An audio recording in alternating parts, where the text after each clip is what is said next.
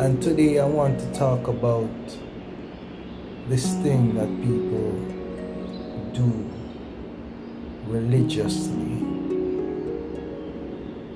We say God is in the sky, God is in heaven.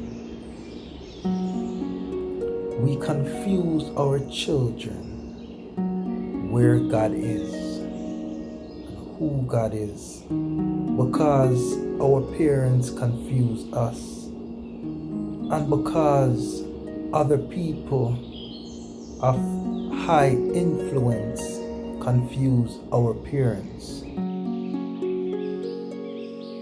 I want to say to you, who is God and where is God? So let me break it down first. If God is in me, God gave me the breath of life, why am I looking outside for God? Shouldn't I look inside for God? And why am I looking for a heaven outside? Shouldn't I look inside? Out of the mind comes a man or a woman's reality. Where does God abide? In your mind, in your thoughts. Your thoughts create and your thoughts destroy. Your thoughts never come back void. A lot of people say, yes, it does. So let me break it down then.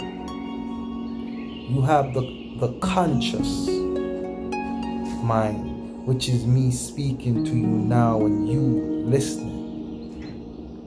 Then you have the subconscious mind, which is understanding that you have stored over time through your upbringing, understanding of given situation, like the understanding that we tend to have that God is in heaven, and when we pray we are looking up. That's the understanding that we have been taught since childhood. So that understanding that you have will not go out void. Because once you have that understanding, you have created your atmosphere that you live in. So God is in each and every one of us, but the way God operates is you have the choice to use Him how you see fit. You see, God cannot intervene unless you give Him the choice. The power lies in you. So you as the body is a shell.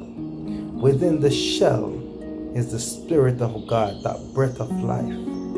That breath of life is the creativity, the creative nature that creates your atmosphere, that creates everything in your world, good, bad, ugly, indifferent.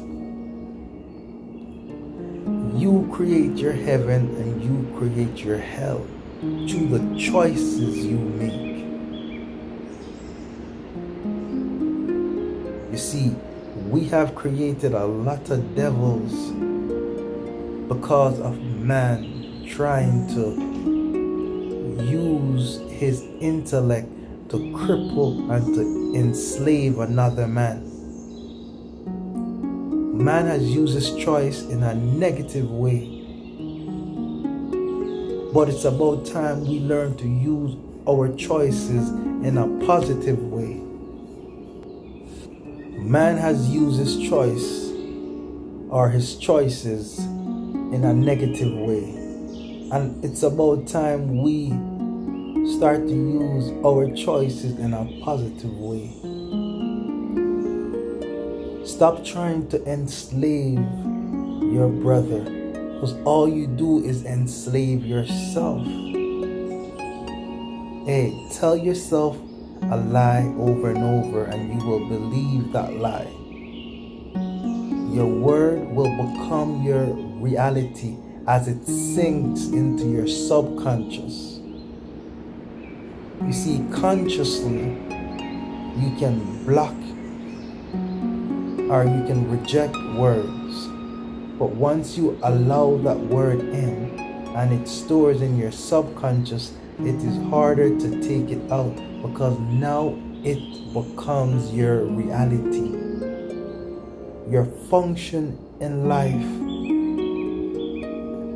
is because of what you have stored in your subconscious.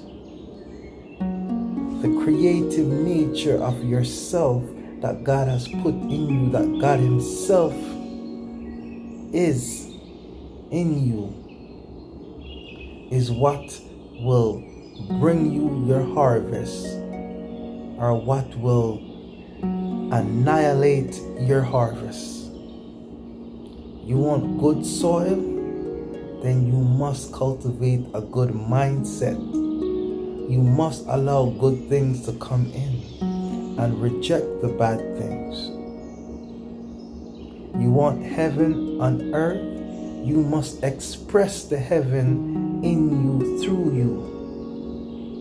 Do not say you're waiting for God to come. You're waiting to have a blessed life after this life. You can have a blessed life right now. The power is in you. God is in you. God is in everyone, in everything.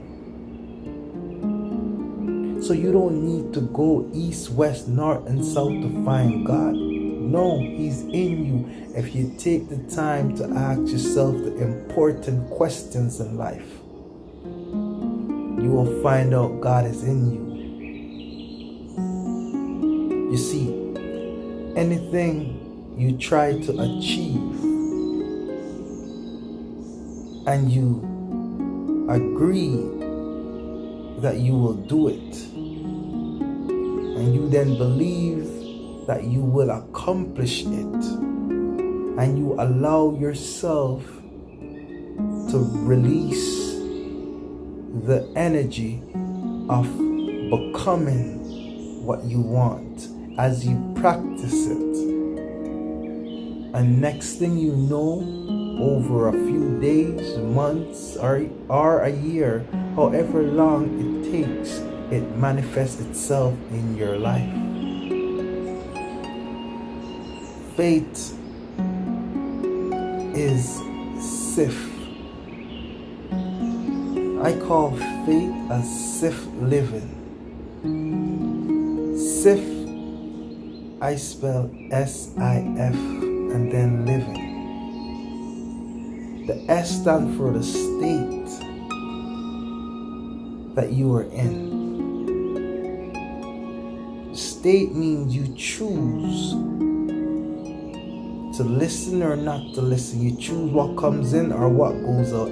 You choose what you want. So you must know what you want so you can go in that state. The I is for imagination. You must imagine that what you want, you have it right now.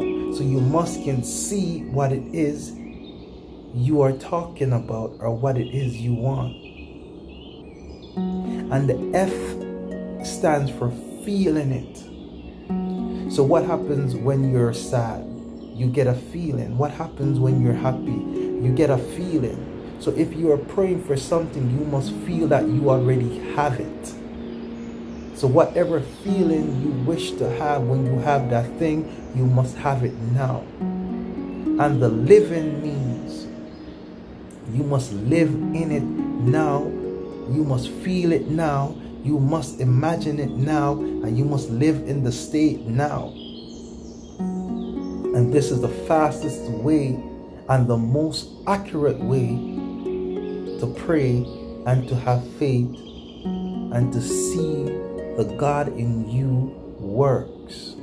The same God that created the earth, the world, the same God that created your mother, your father, your sister, the same God that created those who consider themselves your enemy.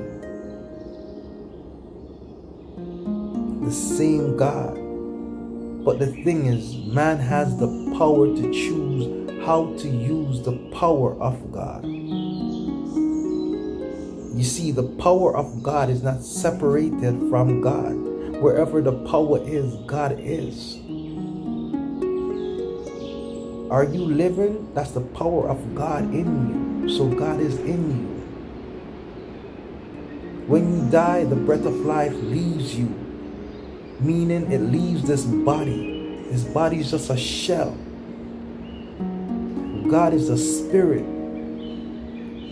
When you think, do you think it's a fleshly thing? No, it's a spiritual thing. You cannot see when you think. The only thing in the flesh you can interact with is what happens after you have activated the spirit. So whatever feeling or state you are in, it manifests itself in your flesh. You see, a lot of people live in anxiety. That's a feeling, that's a state. A negative feeling, a negative state. And how does it affect the flesh? How does it affect you in this world?